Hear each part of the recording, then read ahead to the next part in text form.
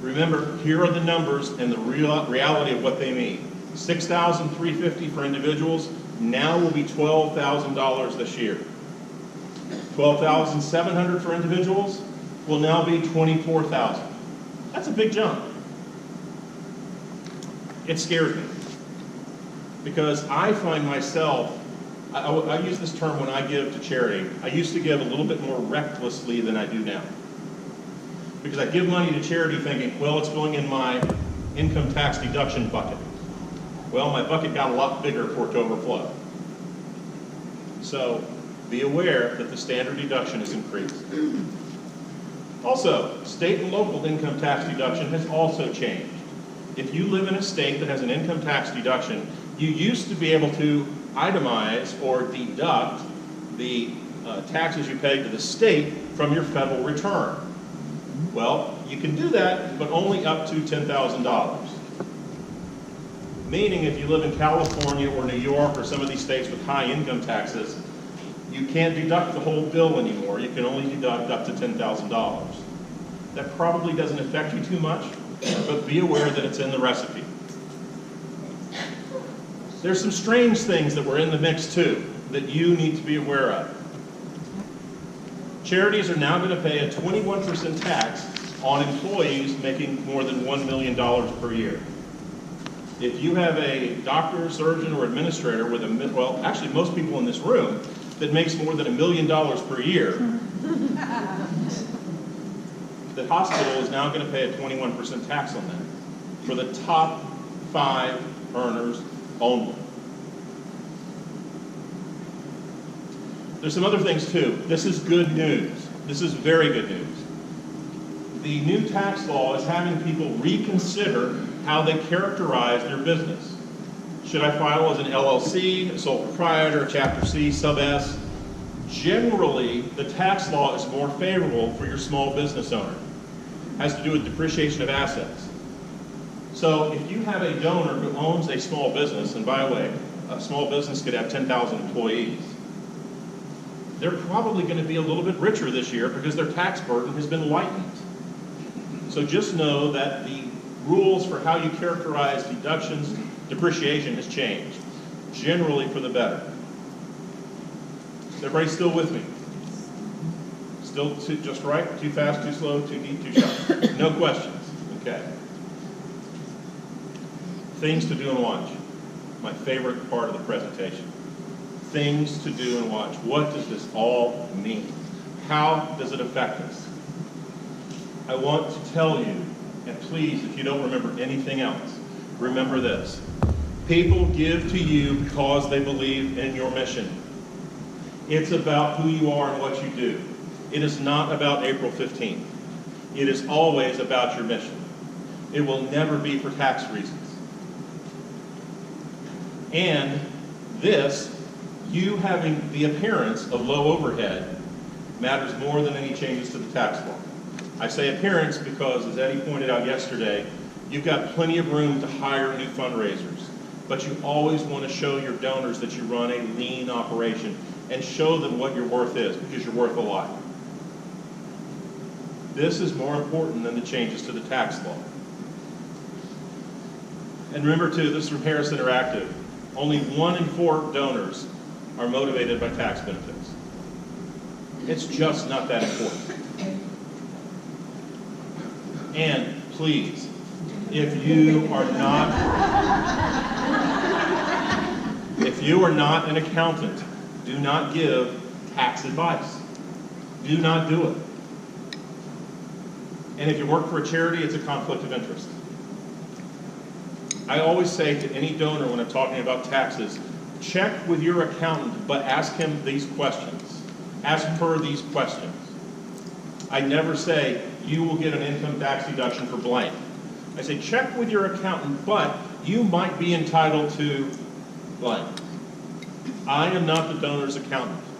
If I did offer advice, it'd be a conflict of interest. And if you are not an attorney, do not give legal advice. And if you are an attorney like I am, I don't, because it would be a conflict of interest. But it's okay to have a general knowledge of tax laws. I think we should have a general knowledge of tax laws. And remember that no matter what, people are always going to give to you. People will always give to you.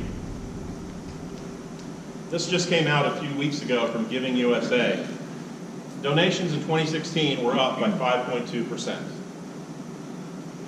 And for the last 50 years or so, we have given more and more every year in this country. We're a generous, prosperous country. And most of your gifts are still going to come from people. They're not going to come from foundations. They're not going to come from corporations. They're going to come from people. 79% of all gifts are going to come from people. And remember, too, that corporations and foundations are nothing but a gathering of people. Right? And, according to Blackbaud, or Bank of America, forgive me, by 2055, $41 trillion are going to pass hands in this country. Be a part of it. The average age of a donor in this country is 62. And you have work to do.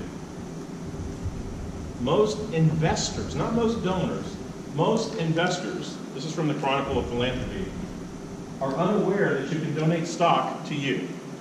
2/3 of people in this country who own stock do not know that they can give it to you. That's a shame. That's a crime. They need to know that. There are great benefits for them to give you stock. 2/3 of all investors don't know that they can transfer stock to you. Never sell it, transfer it. And remember this too. Don't make the mistake of thinking your donors have a tax burden. Remember in this country that the United States taxes income, not wealth. There's a big difference. Some of your wealthiest donors don't pay taxes. You know why? They have no income. Right? You see, you could have $10 million in the mattress and pay no taxes. You could mow yards for a living for $5 a yard, I'm dating myself, for $50 a yard, and pay taxes because you've earned income. There's a big difference. Whether your net worth is $5 or $5 million, if you've earned no income, you pay no income taxes. Please remember that. I've been a part of too many meetings where we sat around and said, go talk to Mr. Millionaire and tell him about all the tax advantages of giving to us. He doesn't care, or she doesn't care, sometimes. And be careful with your sources of information. This is an article from the Chronicle of Philanthropy, and it talks about there being no Trump bump with the new tax law. I don't care which side of the political aisle you're on, but look at the contradiction here. They're talking about no Trump bump or no increase in giving, but the very cover of the Chronicle of Philanthropy, this is from 2 months ago, talks about the $1 billion boom. Which is it? The economy's doing great. Do not care what these magazines and articles say. Care about the conversations you're having with your donors. Please. Make sense? Remember the role and the goal of the tax law. Simplify the tax system, reduce the number of people who itemize, and not increase the tax burden. Here's some other miscellaneous stuff that came along with the package. Remember that it's going to help business owners with depreciation of assets. Your small business owner is likely going to be in a better position to donate money to you. Also, Congress was tired of hearing about some institutions with overly large endowments. So the new tax law penalizes institutions for not spending those endowments by adding a new tax to them.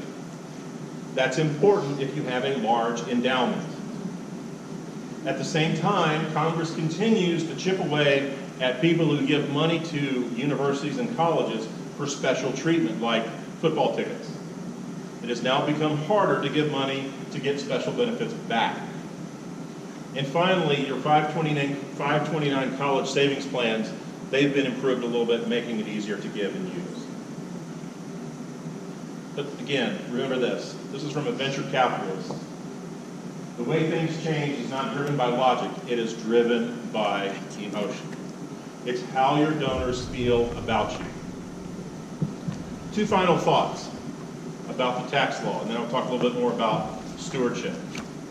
Bunching and donor advised funds. This is going to be how you deal with the increase in the standard deduction. Let's talk about bunching first. Let's say you have a donor who gives $10,000 a year to you. Every year, like clockwork, that donor sends you a check for $10,000. If that's all that donor does in a year charitably, that donor no longer has a tax incentive to give to you. The standard deduction is greater than $10,000. So the donor has no reason, tax-wise, to give to you. Here's what you can do to make the donor happy, both emotionally and tax-wise. Tell the donor to bunch your donations. Instead of giving us $10,000 a year, pick one of those 3 years and give us $30,000. So you reach the standard deduction in year 1 and take a deduction for $30,000, and in the following 2 years, give us nothing and take the new higher standard deduction. My guess is not many people will bite at this. However, it's the only cure, and it will let the donor know that you care about them beyond getting their money, that you're flexible and willing to help the donor in ways that's more advantageous for them.